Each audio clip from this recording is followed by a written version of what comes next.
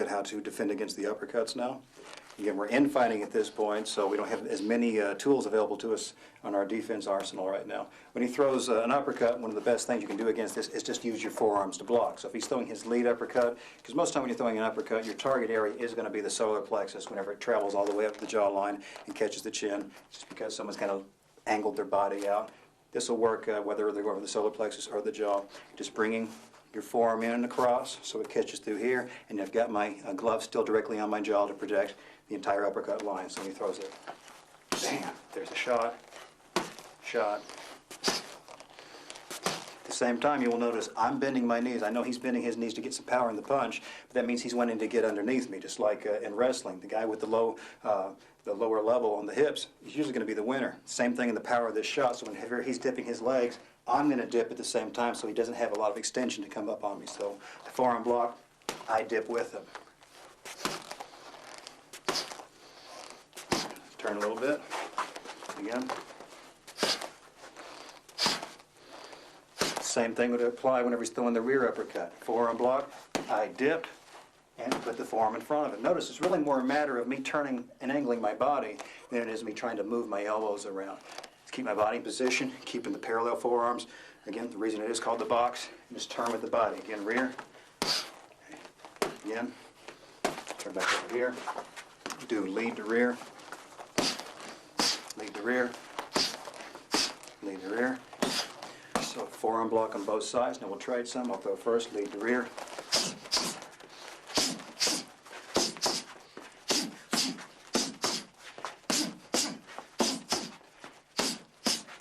The idea on that one, pretty easy. We can also use cross glove blocks against these uppercuts. When he throws his lead uppercut, he's throwing it with his right hand. My right hand's going to come out and smack this glove. I'm dipping at the knees and it's smacking directly down on top of that glove. Okay, he throws. There's the block, block, block, block, block, block. Again, I'm giving it some impact. Let's turn. We can do this as well against the rear uppercut. Cross glove block. He's throwing the lead in his left. So I'm smacking with my left. Again, it's like a cuff, except coming down at this vertical angle. Where against the jabs and the crosses, I'm circling back to the chest. Here, I'm hitting, but I'm circling right back up to the jaw. Rear again. Here, here, here, here, here. Let's turn. Lead to rear. Glove, glove. Again, glove, glove. Again, glove, glove. Again, glove, glove. Let's trade. I'll open.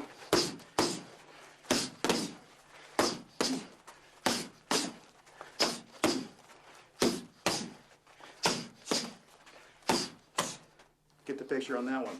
We can also do pulls against the uppercut.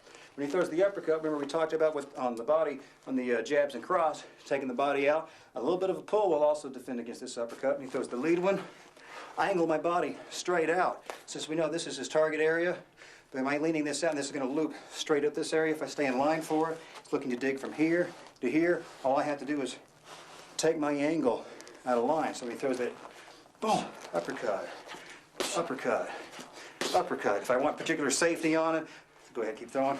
I can put another cross glove in there. Like I said, all these can be mixed and matched throughout any portion of your training. Let's turn it.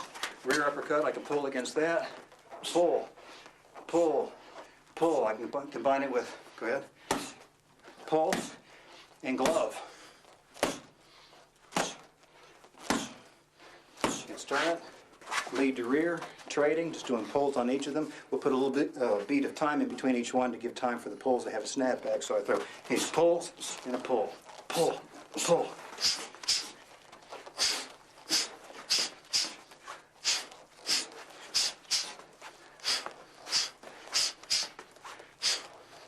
Pretty simple.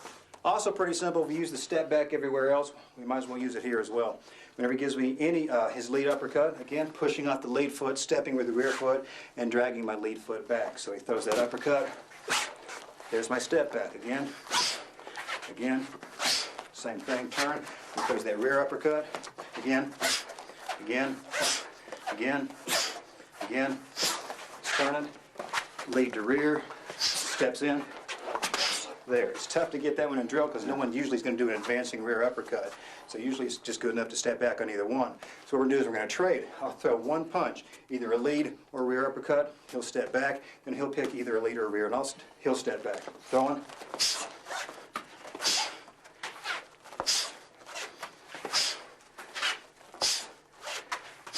Pretty simple there.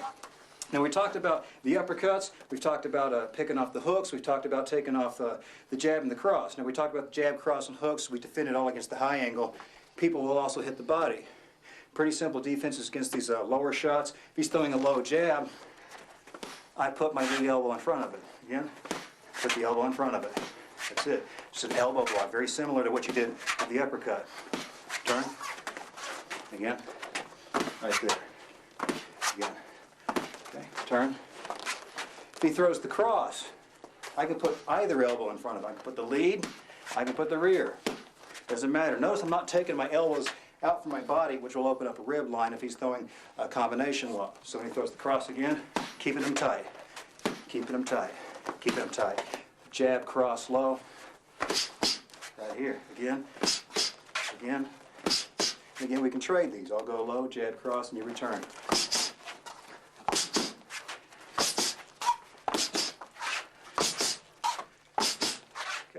Also, what we can do against these low jab crosses is we can scoop these. When he throws his jab, he's throwing with his right arm, my left arm. It's going to come down and smack to the outside. It's a smack, scoop, whatever you want to call it. We call it a scoop. When he throws the jab low, come on top of it. It's like a cross. It's like a glove parry. Just take him to the outside. There's a scoop, scoop, scoop, scoop, scoop. Let's turn it. Same thing against a cross. Now he's throwing his left, my right will do the scoop. Scoop, scoop, scoop, scoop, scoop, turn it back.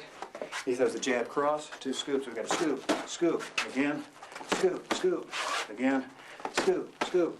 Now we're going to trade that back and forth. I throw, scoop, scoop, two, there.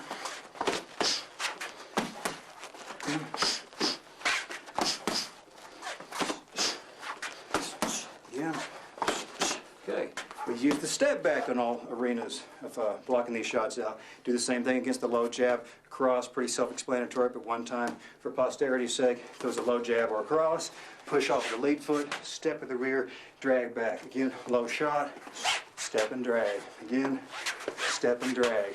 Again, step and drag. Gets the low body hooks. Again, I could trade that drill back and forth. I think we're getting the idea at this point. When he throws the low body hook, putting the elbow in front of it again. Bam. I turn my body towards it. Again, I'm not taking this away from it. I see this is pretty common. People see that coming in and go, oh, I'm blocking here. But then that punch will loop around and catch me in the short ribs. I'm going to be feeling that for some time. So I keep my elbow on my body and advance my hip towards it. And I dip at the knees to give me a little bit of a shock absorber effect at this point. Bam. Bam. Bam, bam. Pretty self-explanatory there. We'll trade a couple of those. I'll throw first, low lead hook.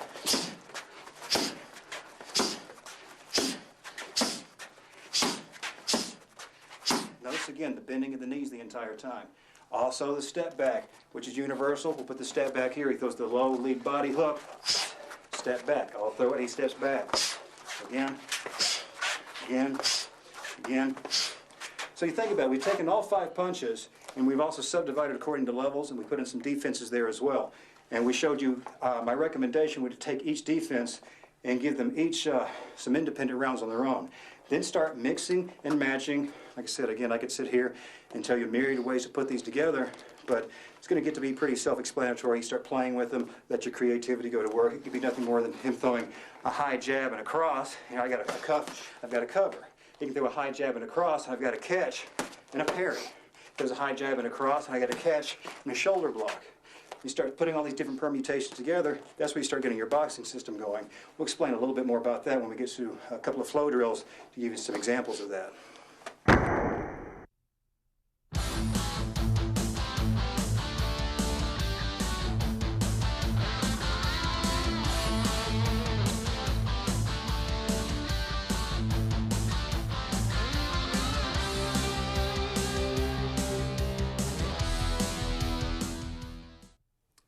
We're going to defend the remaining portions of the arsenal. We got to defend against the pivot punch, again, which was the forearm strikes. We got to defend against the elbows. We got to defend against the headbutts. We also have to defend against the shoot. Now, we've talked briefly, we're discussing a stance where we're standing at 12 and 8 o'clock. We're talking about even though it's extreme boxing, boxing still at the early pre-world period had some throws in it, so they were well aware that the shoots could come in. So we got to go ahead and keep prepared for that, particularly in this day and age of mixed martial arts. What we're going to use is boxing is already, our stance is very similar to a staggered stance as you would find in freestyle wrestling. Staggered stance would be nothing more than taking our 12 and 8 and extending it out even more. Kind of looks to some degree like a traditional forward stance. I hate to make that comparison, but it kind of looks that way. But in wrestling, they're using it first for their staggered stance position. So what will happen when a shoot is occurring? Hold this a moment, Corey. I'm going to set this up. I'm going to step out with my rear foot. I'll just leave my lead one in place because I got to have base with this one. We're assuming if he's shooting, he's going for his double leg or his single leg, his high single, low single, whatever. I'm pushing off with the lead foot, stepping back with the rear foot. Now the handwork on this is my lead hand, my lead elbow drops to my knee, palm up. My rear hand, palm down, goes to the knee.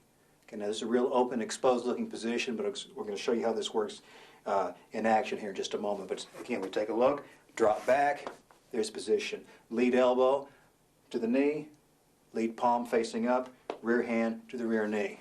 Again, there's the motion, straight on, motion. Notice whenever I'm doing this, I'm just traveling further back on my 8 o'clock angle. I'm not taking this straight back. It will kind of get me a little bit more narrow-based, a little bit more precarious, harder to stop this shoot. So back, and back, and back. Now, this hand position, which makes it look like I'm leaving my head exposed, but if he's going down for his shoot, I know he's dropped his hips low, he's got to be coming in at this angle. This is protecting my legs. If he's shooting against the legs and he gets any kind of a back hook up around the backs of my knees, or he's got his shoulder driving in through my hip, chances are I'm going to lose base.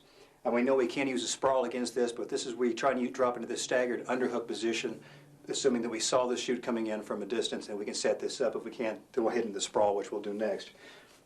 This position will allow me when he shoots in, I have both my arms protecting my legs out. I can get double underhooks underneath his armpits, ready to turn him, pancake him, set him up for whizzers, whatever I need to do. So in real slow motion, Corey will shoot in on me. I'm in my boxing position. Whenever he comes in, I drop into this position here. So we see, if I spin this elbow to the knee prevents him from getting a clear hookup. His head can't come to my side, and he also cannot get a clear hookup on my leg. This will block everything up on my lead leg. If we come to this side, if he happens to shoot in and then spin off to the side, this arm is already protecting this leg. So I'm in underhook position no matter which leg he shoots for.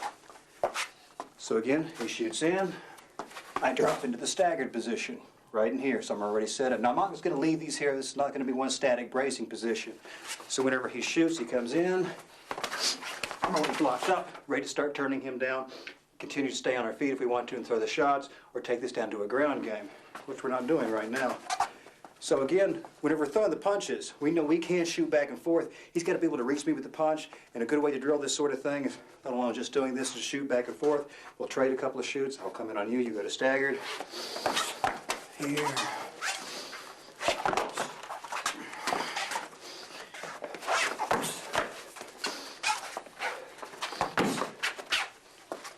Now you can start throwing some punches in the air. You can put the gloves on if you want to. We've taken them off at this point to make sure we can see our hand positions here. I'll do the shoot here, just making sure that you're able to mix and match these to some degree.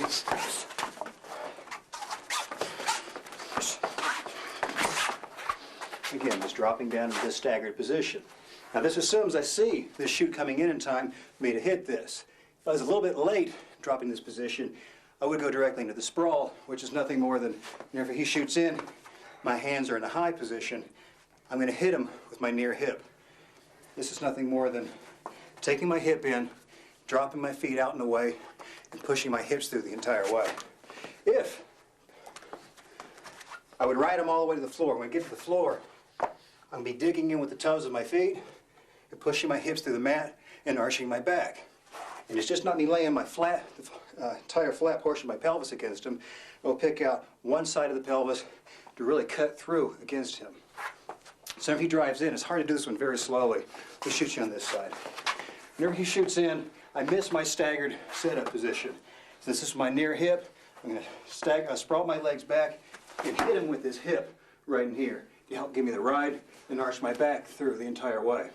If we had him coming in with any kind of momentum, he shoots, my sprawl is going to bring him all the way down.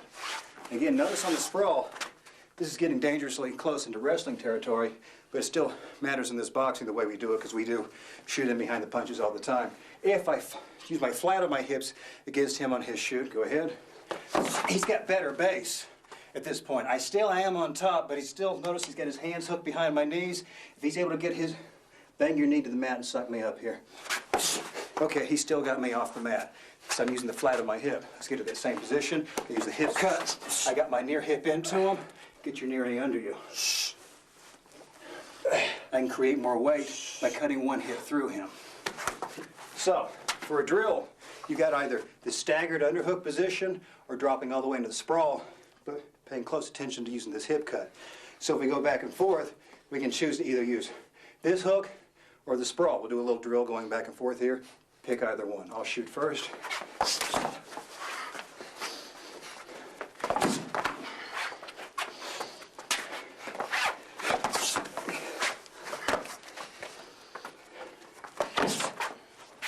Good enough. So blocking the shootout, it's really a lot more technical than that. There's many more things you can do. Those are going to be your bread and butter, though. Even if you got a good freestyle wrestler, the staggered, the underhook, going the sprawl position, be two of your more important tools. Now let's go ahead and take a look at how to block out these elbows we talked about. As the elbows are coming in, I can jam this thing up. We know there's a shorter arc on this than a punch, and we're assuming that he's just not throwing an elbow blindly. You're not going to see an elbow thrown from this range, the outside. Everything's going to be done from in here. Lots of times, by staying active on your offense, throwing lots of punches, going to prevent this person to have an opportunity to let their elbows wing in. But if they do, here's a few options for you. One is nothing more than jamming. When he throws an elbow, I'm going to hit him in the shoulder, or in the head, or in the throat. It's hard to do these things nicely, but here's my shoulder jam, there's my throat jam, and I can also jam on the head. Just hit him in the head. You see me using this hand as a check. It's tough for me to leave that out after natural hap. I'm going to drop this out of the mix for a moment. Throw your elbows, jam, jam, jam. Just hit head, throat, shoulder at any point. Now if we're just playing this inside mix, he and I just going very lightly here. Occasionally whenever he's throwing in the elbow shots, I just keep checking against his shoulders the entire way. Now we can also combine something that's not necessarily was in the previous version of the boxing system. We have something we're copying away from Filipino systems, which works really well from here. It's just taking variations of the catch like we use against in the jab. When he throws his elbow, I can use a hand just to put in front of it, allow it to receive into either hand. Now I know optimally, if we want to keep a flow drill going, I'd have my same side hand do the catch. But we find when we're this close and things are being thrown really, really quickly, it doesn't matter which one is getting the catch in here. So if we're throwing, again, the technique on this, let me turn you, when he throws, if it's the near side hand, just open it up, receive it just like a jab catch. Far side hand, again here, please. So I can cross it, so I can near side or cross, either one. Let's go back and forth, have you just throw elbows back and forth, here, throw, here. So I'm doing a cross hand on each, cross hand on each. I'm exploded away from him in the distance. We know we're not going to fight from this position. Just getting used to doing the catching. And then I can start sneaking myself in as I get used to fearing this a lot less. Also when I'm doing my catching, as I get closer, notice I start angling my forearms in. I'm not staying straight up and down, because this starts hurting like hell when you get nicked in the forearm all the time. I'm letting him catch. There's a little bit of a ramping down motion here. So he's throwing here, here, here, here, here, here. Then you can start mixing in with some punches. Have him throw some punches that I'm picking off. So it's here. So I'm picking up the punches, some catches, cuffs, parries, things we covered in the previous defensive chapters, and then putting in the catch. My hands happen to be in a low reference position whenever he throws his elbow. For example, if I've just thrown perhaps low level right in here, and then we got the elbow coming in, and I'm not particularly in a great position to put my catches in. It'd be nothing more than just called a lift, which is pretty much the same thing as doing an upward catch. I can either use a palm up motion or I can just have this forearm come up with it as if I'm cupping back to a cover against a hook or a cross. So from this I've got two ways to lift, you throw. I've got this motion, again, here, here, here, or I've got this forearm bringing my hand back to my ear motion right in here. So we can take that off of both sides. Whenever he throws, I can work here, here, here, here, or I can work here, here, here, here. Now this drill has a tendency to has an artificial look to it because we're slightly in the outside exploded range, and it's really hard to train elbows with any sort of accuracy for how they're actually going to land in the match unless you kind of get in close and start going to this low level right in here and have your partner occasionally say, okay, we're putting some elbows in here, we're going to try and check them out and put some lifts in this area. So instead of staying with an artificial construct of an elbow drill, which is some great reference positions there, I'd rather like to see them kind of sneak out of this mix. So again, if I'm just throwing some punches here, and he'll just play the dead body and occasionally raise the elbows up. So right now, I don't have to think about too much other than the fact that I'm going to be defending that elbow whenever that comes in. So I've either got to catch it or lift it up and out of the way. It's not a pretty looking drill, any stretch of the imagination, but it gets a little bit closer to the practicalities of how these things come in. Again, I think if you're working with an overwhelming offense and you're staying covered the entire way when you're throwing, it's going to be hard for these elbows to actually find their mark. Lots of times the elbows are really nice when someone just really exploded or opened up, holding some kind of open reference position. So, but if they're pretty tight, elbows are going to be tough and just sneak through these areas anyway. Now, if we're going to defend against the headbutt, we're going to take that same shoulder, throat, head jam that we're using against the elbow positions here. So when he throws the headbutt, I got to do nothing more than block right in here. Anything close or directly on the head. So if we're in close for headbutts, we see it's coming in. Anything opportunistic, just this shoving with the forearm, the hand, me dropping low, hitting my own headbutt against the shoulder to stop this thing from coming into me, it's going to stop it up. As far as drilling that goes, drop it down low, because you really can't work your headbutts into your sparring with any sort of realism, because again, you're going to hurt each other. So really, elbows and headbutts are in, but you can train the punches with a lot more realism, and so you're going to always have to take this at a lower level when things are worked up, jam against these things, and keep in mind the punches where it's all going to be at. At the same time, I'd recommend safety equipment, always wearing your boxing glove, you got your elbow pads on the entire way, defending the shoots the entire way. Now, blocking against the pivot shots, basically you have to do nothing more than the cover. Remember, we had the cover when he threw the lead hook, was nothing more than doing this motion here. So whenever he's throwing these back pivot shots, the cover will take care of it again. So let's say he throws, misses a hook, and he's coming back on this side, miss with the hook, come back.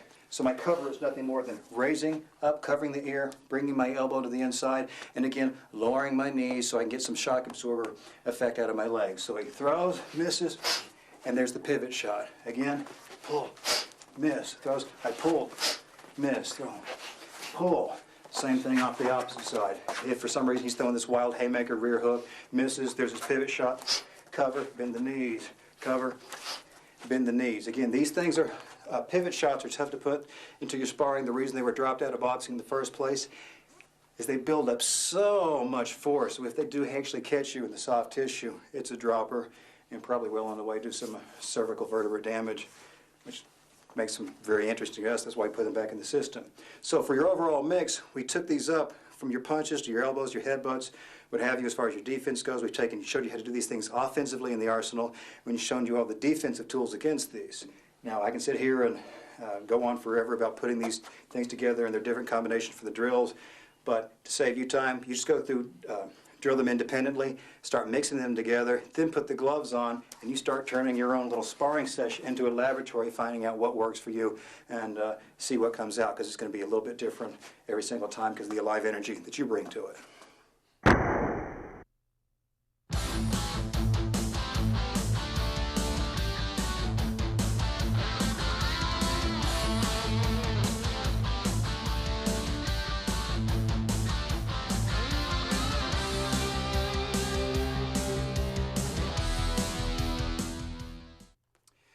We're going to talk about combinations now. We've got the arsenal put together. You got your defense put together. some of the your training needs to continually progress. You've got to work through your combinations. Best way to work the combinations are your focus pads. This allows you to get your timing. You can work some power on this. Heavy bags are great, but they don't move. The focus pads kind of give you a little bit more aliveness with what you're doing. At the same time as running through some combinations, we're not going to give you every combination that ever existed because that's just limited by your creativity. There could be hundreds and thousands of these things. We're going to try and give you maybe a top 10, a top 12 combinations, and from there take all the previous arsenal and start creating your own. Just try and make sure that they make some sort of sense in how you put them together. Usually if you're throwing something off the right side of the body, make sure something off the rear side of the body flows back and forth so you're able to constantly shift your weight back and forth with your hips. Same time we're doing the combinations, you kind of get some ideas of how you, when you're the person's holding the focus pad, your feeder, is setting these combinations up for you. They can start finding holes in your defense, start smacking you back sometimes to help you keep tight the entire time. So if I see him drift away from good elbow position or good chin position, I'll be able to slap back with the gloves at the same time to keep some aliveness while the combination is going on. So you always want to punch or throw any kind of striking combination whenever you can because you get a better shot of hitting anything. It's like using a scatter gun whenever you're shooting. It's a lot better shot of catching something, and it's harder for him to react. Sure, he might have all of his defense down. If I'm only throwing jabs all the time, he's going to be able to predict that. But as soon as we start adding multiples on this, harder to see anything coming in. Whenever, as a feeder, a little bit of a key on this, I see a lot of people just hitting focus pads all the time, but it's usually best to slap back at the same time using the pads. You start fraying out your elbows here a little bit, so whenever he's throwing a jab, it's just not me holding this stationary, which will start flapping me back here. When he throws a jab, you actually see me slapping into this glove as well. Allows him to start feeling some more impact, throw the cross, but it saves my arms at the same time. If he throws any kind of hook, I'm slapping these at the same time. Let's have a cross again. Also keeps me aware of the time whenever we're doing all of our catching and our parrying, how active we are with our own defense. So I get to watch him. I'm watching for him to drop his shoulders. I'm watching for him to raise his jaw up. I'm watching for him to wing his arms out, giving any kind of swimming with this. Like I said, we're going to take some basic combinations, show you how these work, show you how you can walk around so you can, when you get together with your partner, your training partners, how to feed back and forth for one another. First combination we're going to take is just a double jab. Since we know the jab is the bread and butter, we're going to make sure that we can work through this in combination. When you are throwing a combination, you want to make sure that you're always retracting directly back to where you started from. I don't want two ships passing in the night. I want to see this kind of thing going on. Okay, you got to make sure one comes back, I feel it on the jaw before the other one comes out. So we're already right back into a recovery position. So when you throw a jab, it's not going to be a little vibration of a jab, halfway back, second jab. It's going to be two distinct punches, okay? Jab, double. There you go, good. Yeah. Yeah. Cover.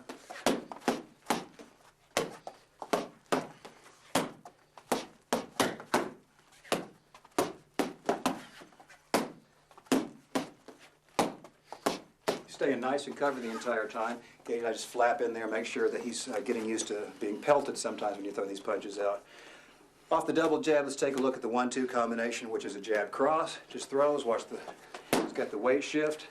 He turns into the punch each time. We've already talked about these dynamics when we broke them up. Again, combinations, just trying to give you some ideas how to put these things together. Jab cross.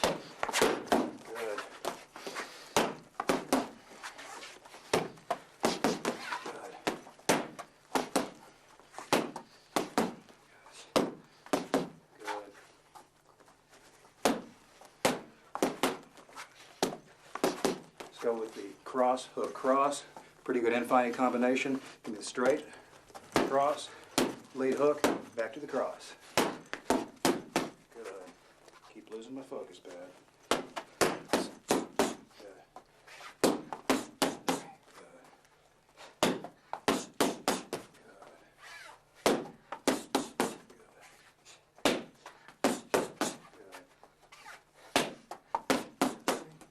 Put a pivot on it after it's through. Pivot. Good. Pivot. Pivot. Pivot. Good. Let's take jab, cross, lead uppercut.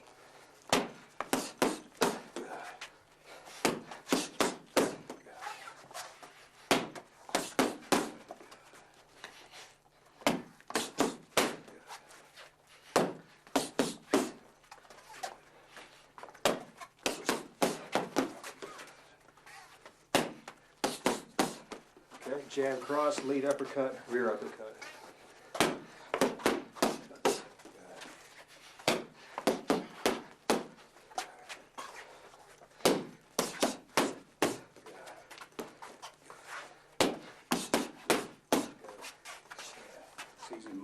the entire time. He's in short rhythm.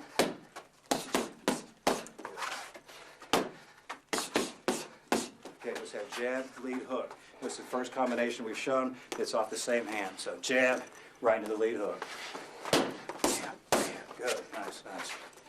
Bam, bam, good. Good. Bam, bam, good, good, good. Bam, bam,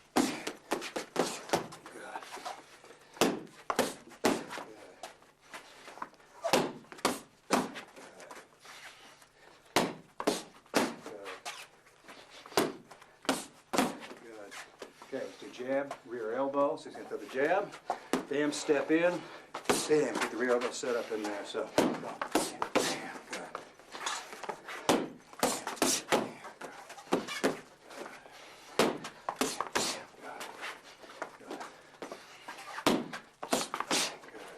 Jab, cross, lead elbow, again slow, so great. Jab, cross, lead elbow. Step in with that lead elbow. So jab, cross, step in, again, jab, cross. There it is. Reset the pad, and go.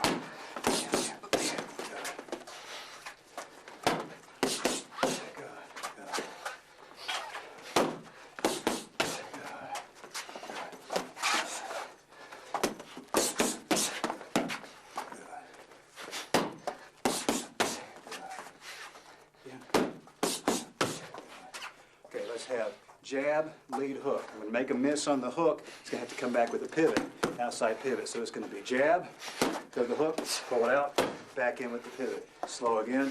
Jab, feed, make a miss. Sometimes when you're doing your focus pads, you're going to program some misses in here because lots of times you miss more often than you hit. So your fighter needs to get used to what it feels like to try and control their base when they're being pulled off. So again, jab, lead, hook, pivot. Hit, miss, out, pivot. Again. Again. Good. Again. Good.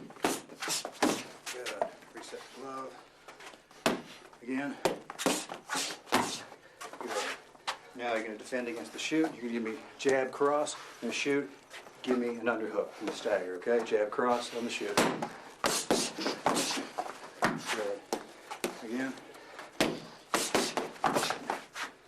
Notice both underhooks are in. Again. Again. Good. Jab, cross, sprawl.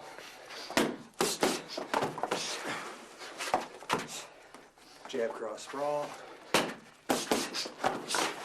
Excellent. Again, jab, cross, sprawl. Great. Hey, now let's take a look at throwing. Jab, cross, lead hook, headbutt. Gonna be bam, bam, here. Step in with the free headbutt. Again, 1, 2, 3. Set up, notice I just feed the glove across my shoulder. Again.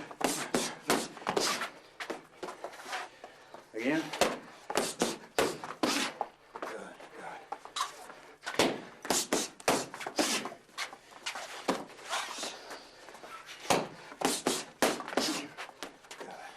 Again. Again. Feed. Again. There you go. Go ahead and breathe. Take a breath for a moment. Okay, great round for the combinations there. Actually, you would take each combination, you can break them up into their own individual rounds. We're just trying to give you some examples of how to feed, make some up as you go along, trying to implement all the arsenal that you've got. Feeding back, slapping on your man as you go. Then from there, just start using your imagination. You get all the entire arsenal, all your entire defense package, put it together.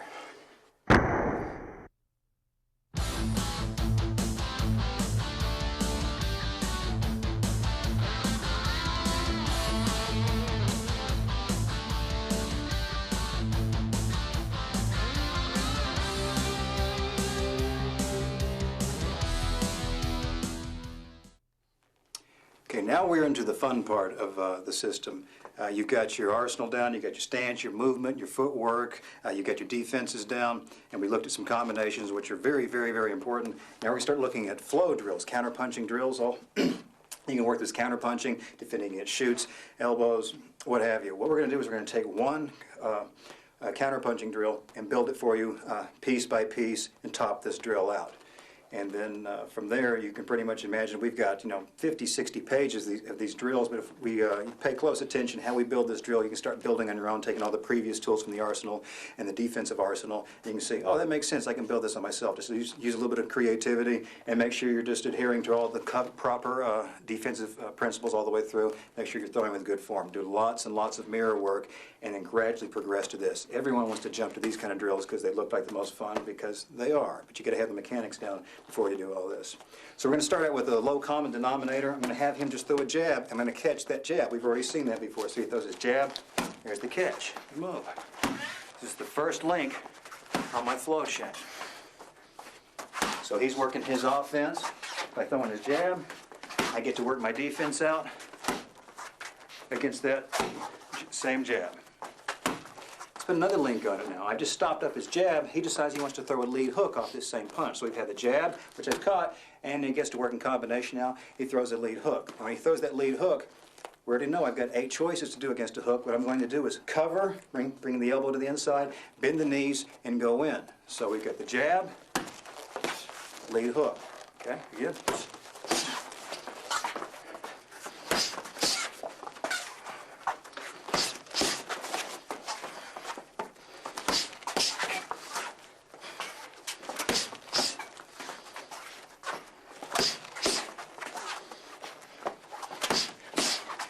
Let's put another link on the chain now. Start to see how this stuff works. I'm going to start reacting offensively to him. I'm going to add in a cross. So my left hand, my rear hand shot is going to come at him, and he's going to slip this thing to the outside. So really slowly from the beginning, we get the jab, caught it, he throws his lead hook, and I give him my cover against it. The hand that just gave the cover, I'm going to throw the cross right at his face. He's going to just turn to my outside and slip that punch to the outside. We'll stop it there. Again, slowly. 1, 2, slip. Again. Right there, let's move that one around.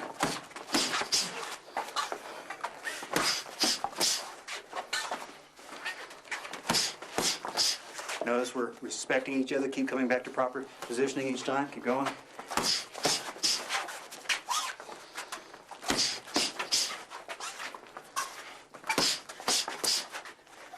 Put another piece on this chain. After he slips this hook, he's going to give me his own lead hook, but he's going to throw it to the body. I'm going to have to give an elbow cover against it. So when he throws the low lead hook, I'm covered here. But you got to remember, I'm retracting from here. So I've got to react in time to bring this back in. So I'm up here, retract to here. From the beginning, we got catch, cover. He slips, cover. Again.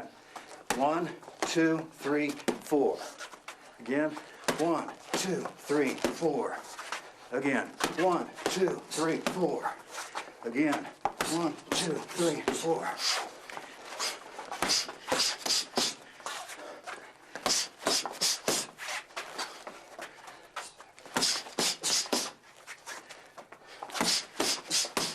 Starts to have a little bit of a real feel at that point. It's a blast to do this. Now I'm going to start responding again. I cover against that low hook. I'm going to give him my own hook. I'm going to return with the high hook, which he will be covered for. But you notice he's already in good position for it because he's fighting with good form. His gloves up the entire way. Let's turn it this way. Gives me that low lead hook. I'm covered. I return a high lead hook. He's covered. Low, high, low, high. Beginning, let's count them out. 1, 2, 3, 4, 5. 1, 2, 3, 4, and 5. Again, so I'm going catch, cover, slip, cover, cover. Again. 1, 2, 3, 4, 5.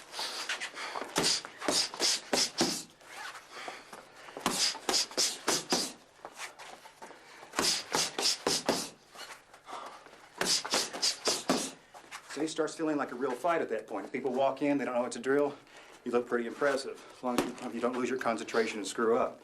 Put another piece on this now. I've given him this lead hook, and he's covered. He's going to return with the lead uppercut. Okay? I don't have time to turn my entire body to put this elbow in front of it. That's what I'm talking about, taking educated choices when I'm putting these drills together. I'm going to pull this one down for a glove block. So I'm here, he throws, and put that glove on top of it. So he's just, one more time, just block here, and put the glove on top of it. So he's covered, glove block. Cover, go, block, glove, glove. From the beginning, slowly. 1, 2, 3, 4, 5, 6. Again. 1, 2, 3, 4, 5, 6. Again.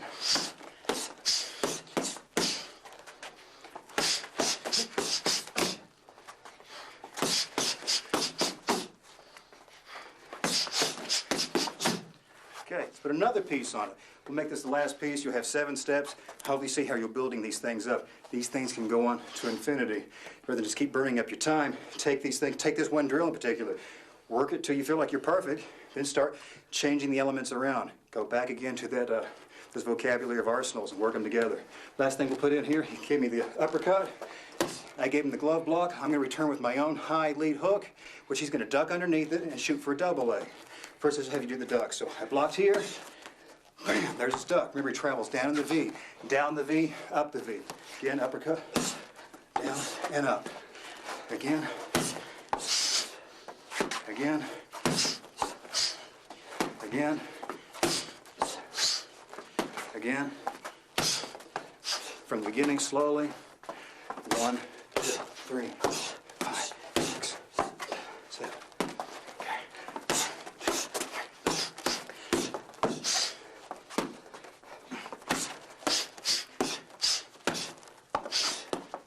Again. Okay, one last piece on it. Whenever he shoots this double leg, I'm going to give that sprawl. Remember, my near hip has got to cut into him as I take my legs back. So there's my sprawl position. So he's going to duck this lead hook and shoot, and I sprawl. To here. Again. Again. To here. Taking the beginning. So we're going to catch, cover, slip, cover, cover, glove, duck, sprawl.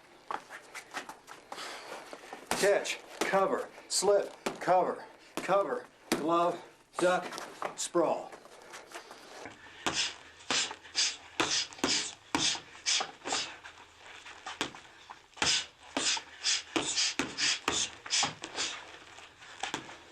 Again.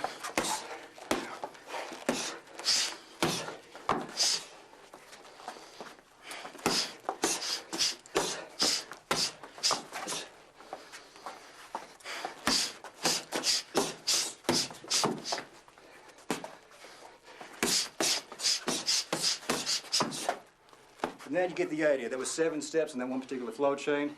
You can build these things all over the place and make them as long as you want, as short as you want. Constantly change the elements around, and you've got countless hours of fun and drilling fun. In one sense, this can prep you for sparring like nothing else. Let's talk about sparring. Give you a few notes of tips, things to look for whenever you're actually out there trying to get some ring time or some mat time.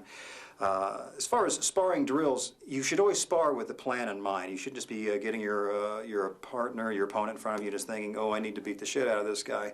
You should always have a goal when you step in the ring. You might be thinking, this time I'm working primarily defense. I'm working primarily counterpunching. I'm working primarily short rhythm, long rhythm. I'm primarily working my body shot game. Or I'm going head hunting on this particular game. I'm going to work my footwork on this particular game. Even if it turns out your partner has a different game plan altogether, which is lots of times good, you're trying to adhere to whatever your plan is at the time. Because again, sparring is not a fight. Sparring and fighting are totally different. Now, if you actually go grab yourself a professional amateur bout or you get on the street, sure, your game plan is to destroy that person in front of you. But whenever you're doing the sparring session, there is a goal in mind each and every time. Also, I'd recommend you try and apply a level of speed or control whenever you're fighting. You can say we're going to quarter power, quarter speed, or half speed, or 3/4. You can go all out. It's best to try and keep the speed at maximum all the time, but we're saying quarter, half, 3/4 full. That's where you're actually talking about taking your power in and out the entire time. Because if you're really worried about taking a full contact shot where you're trying to work on a particular aspect of the game, which is a little bit tricky, and you're getting banged, you're not going to learn this at the optimum. So always play with a plan in mind, and keep your goal there the entire time. Make sure you got a good coach or you've got enough self-discipline to realize whenever you're falling outside of your particular plan to stop, and don't have enough, have your ego be safe enough to say, hey, I need to back this off a little bit so I can get down here and emphasize the things I want to look at.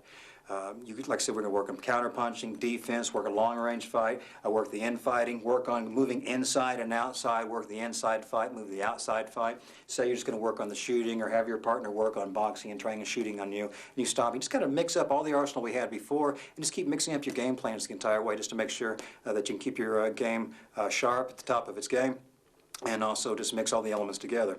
We can also continue to have more fun with the focus pads. Let me pull Corey back in here.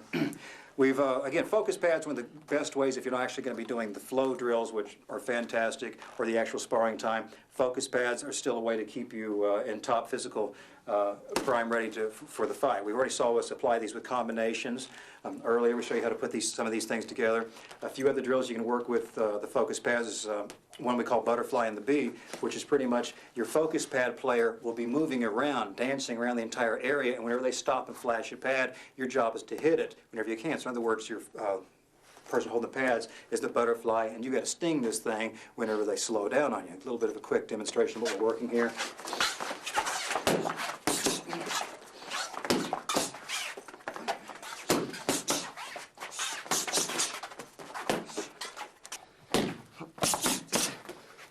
Lead rear uppercut.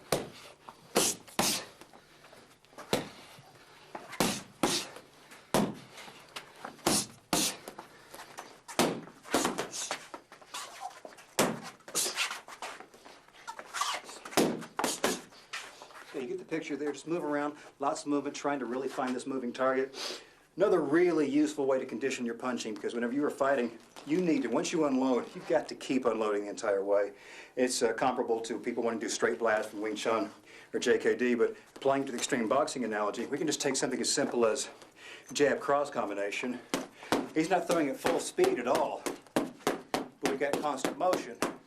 You put this kind of drill on a 3-minute timer and make your man work harder and faster, occasionally throwing in hook angles. Step out, let's turn the side, show how we fed in that hook angle. I'm just slapping into the gloves, occasionally pulling out wide to feed the hook, or pulling out long to feed an uppercut. Me pulling out wide gives him the cue about which punch I am looking for. Here, more than anything else, we're looking for him to keep his hands up, looking for him to keep constant motion, and build up the endurance. A lot of people fight really well when they only have to throw 16, 17 punches around. It's totally different when you got to throw with continuous movement the entire time. When we're fighting, we're not looking for the knockout right off. We're just trying to hit correctly. The knockout will come because people will open up the jawline or just open up the targets because you're filling in every space they've got.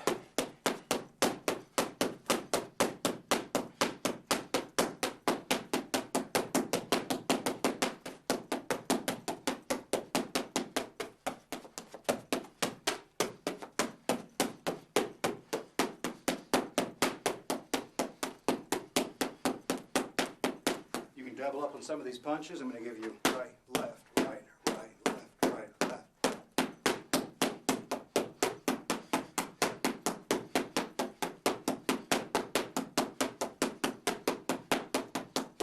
It's just a short example of the rhythm punching and showing again it's only limited by your creativity, how you would put these combinations together. The job is to keep your man working the entire time.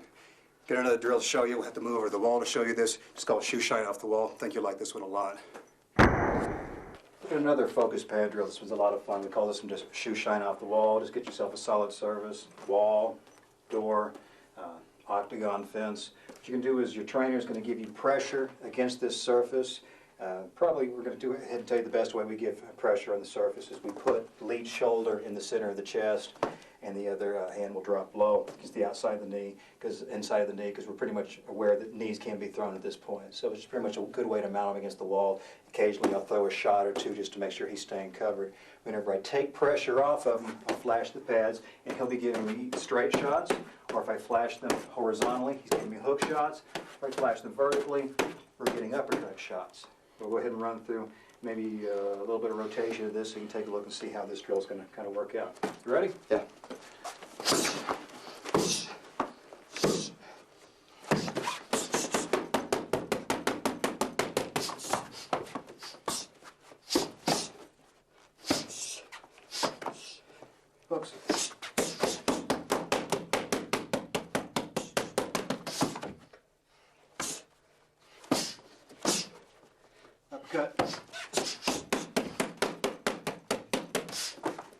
this. Every time he feels me back off of him, when the pressure leaves, he's ready to fill in that gap that I'm leaving behind. Straight. Hook.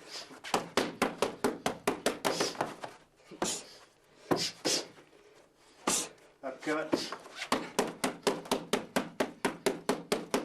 And out. That's it. So we do the shoe shine off the wall.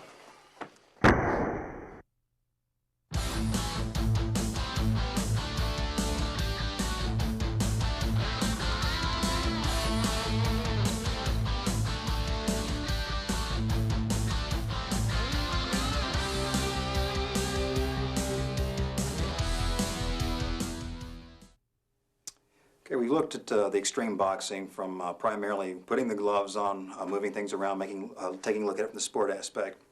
I'm going to take a look at some street applications. We're not going to labor that point too far. I think if once we get a few concepts into how we're doing this in the street, it'll make total sense. Again, you're going to go back. I'm going to trust you on creativity to put some of these ideas together. What we're doing with the boxing, while we're primarily training with the focus pad equipment, with the boxing glove equipment, and training with some of the boxing rules, is because boxing is a realistic feedback martial art, as is wrestling. We actually have some contact going on the entire time. Sure, there's lots of mirror work involved with boxing, lots of shadow wrestling involved with wrestling, but still, yet the entire time you can get together with an opponent and actually do some drills, feel what it's like to get hit, exchange some hits, get used to seeing some body dynamics and how people are going to move. Now, we're going to say, how do we take and apply this to the street? One is I would recommend opening up your hands and striking with the heel of the hand. You can hit with the fist if you want to, but hopefully you're not going to be catching the point of an elbow or hitting too hard on the top of the skull and busting your hands up. Mine would go in a heartbeat. We're going to pull Corey in here for just a moment. You've already got a lot of the tools, the attributes that the boxing brought to you, which is some of the speed, the body dynamics, the footwork, having a good strong base. So whenever we're out in the street, we're so close already to a natural stance, how we're going to be moving. It's just a little bit of drop in the base will immediately set me off into a fighting stance. If we already worked all of our drills, we can throw jabs and the crosses and everything, the top speed with maximum efficiency and power. Whenever it comes time to alter some of these weapons, for example, just turning some of these into a finger jab, just nothing more than a flick. Because again, we know no matter how big and strong someone is, how much steroids they've got, their eyelids are not conditioned, so even if they close these things up, we're going to be able to penetrate and go through these. Now, I don't actually have to go through and strike this guy for you to get that idea, but if we know that I can throw these same shots, lots of times if anyone's observed some street fights, you're not going to, obviously people don't start from this kind of reference point. It's usually more words to it. Things start out from this position. People are going to start with some sort of wild swinging. We know by keeping it tight, defensive shell, and coming straight out and down the pipeline, we're able to penetrate through, whether I choose to throw this with a closed fist, open fist, or the eye gouge. So the same thing, if we're just standing here and at any point he decides to haul off and hit, I'm just going to move directly into one of my boxing positions and come out with the eye jab at that particular time. So this shares a lot of, it's always in common with other street-oriented martial arts, whether it be Filipino arts, anything else in the JKD matrix, just taking the boxing speed and the attributes and applying it here. So you get the speed, the accuracy you build out of your focus pads. So what I can have him do is move through a variety of positions. He can grab me, single hand, two hand, turn and swing, and I'm just going to continue to shell up in the boxing positions and respond back, open hand, elbows, or throwing some shots. And again, obviously controls us, we're not geared up at this particular time. So moving, as soon as he makes any kind of motion towards me, I'll be able to drop into base and immediately hit. Go ahead and attack. We're in, blocking the punch up, in on the eyes. Again, moves in on the eyes. Whenever someone's grabbing a hold of you, one thing we do anyway, we're kind of pleased with that. When someone grabs you, that means we now know where a hand is. So we're not ever going to be worried about, oh, I got to get rid of this. We're always like, whew, that's something that's not hitting me anymore. So we always leave these in place and go to work with our shots. So I'm sorry, hopefully it's not too disappointing to go, oh, I wish there was a lot more to it than that. No, usually when people are swinging, your job is immediately train yourself enough where your instinct brings you back to here and respond out of this pattern with no matter what they're doing. Because the meanest animal to get in on with your boxing is someone who is from a good defensive shell. But as soon as someone's in any kind of street fighting mode right here, we look how open it is, and you've trained so much against someone who's tight, this looseness becomes a buffet for you. So again, you can take a drill, you can gear someone all the way up, work on hitting these shots in, or you can leave it ungeared, let him just keep reaching in on you, and keep reaching out, going for, and you see I keep going with my lead hand because we know the jab is the bread and butter. So the same thing, the eye jab's going to be the bread and butter. The lead palm is going to be the bread and butter of everything we do. And all those arsenals we have, from the elbows to the pivot shots, those are going to be in place. So it's pretty much a no-brainer to see, oh, the boxing with the gloves on makes immediate transfers over into the street, as long as you're thinking about opening up your hands. Now we're going to take a look at a few ways of maximize your force if you're actually down on the mat or on the ground, on the pavement, and to make your punches and your elbows hit a little bit harder down there as well. We're going to take a look at how to take some of the same principles we use with striking from on our feet to striking on the ground. We're not going to spend a lot of time with it because we're primarily still looking at boxing, assuming you kept the fight on your feet. If it goes down the mat, we're looking at wrestling, but still, yeah, I want to show you how the hips still should be coming behind lots of these techniques, and some little tips are going to help you out here, where I feel like some of the striking done from the ground in Brazilian Jiu-Jitsu, no matter how effective it is, there's still ways to improve upon it. So if I'll take the top saddle position, or mount position, as it's more commonly known.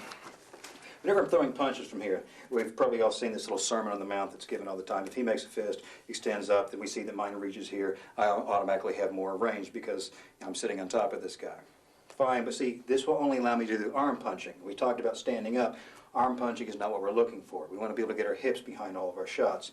So one way we change this up whenever it's time for us to punch is we're going to pop up, place one knee across center line, focusing across the chest. I'm still pinching in tight the whole way, squeezing in. So this allows me, whenever I'm punching, to drop a hip into each shot, whether I'm throwing actual punches, palm strikes, or dropping the elbows in the entire way. I think you'll find is take a heavy bag or a floor bag, drop it on the mat, since you can't actually hit your training partner, you'll find you can be able to get a lot more force. I mean, less force from here as opposed to popping up and be able to get this hip drop each time. You can hear the difference in this, how comfortable this man is as soon as I go to here. So we've got this, listen to his breathing,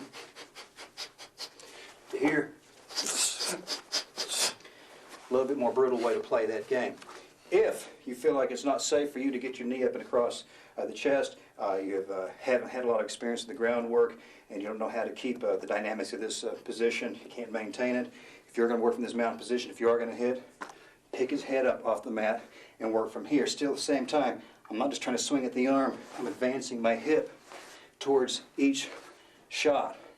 Make these hit a little bit harder. Same thing will apply if I'm working crossbody. If I want to strike this person, I'm going to control the head up, away from the mat, kind of put him like in a half Nelson Pry. Still going to leave him on the mat, try and bang him this way, this way. Head's got too much give in it. We're trying to stabilize with it. And then put our strikes in. Instead of me just, again, with the arm, my hip, let me spin, tight grip, will be advancing in the direction that I'm punching. Spin back.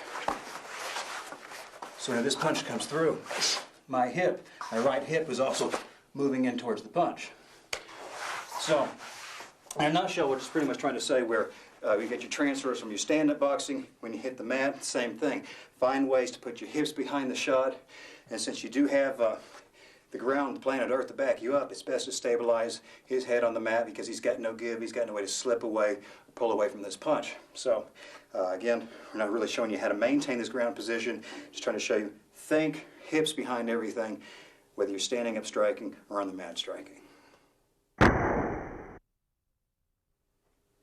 Okay, that's it in a nutshell. You've got now all the necessary ingredients to go ahead and go to work with your training, to keep laboring the point again and again. You got your stance, your movement, your footwork, your arsenal, offensive, defensive, how to build combinations, your flow chains, how to work with the drills, suggestions on sparring. And again, you need to go back and rewatch a lot of this again and again and again. Get yourself in front of a mirror and make sure you got everything down picture perfect. Then get yourself in front of a partner and run through these drills.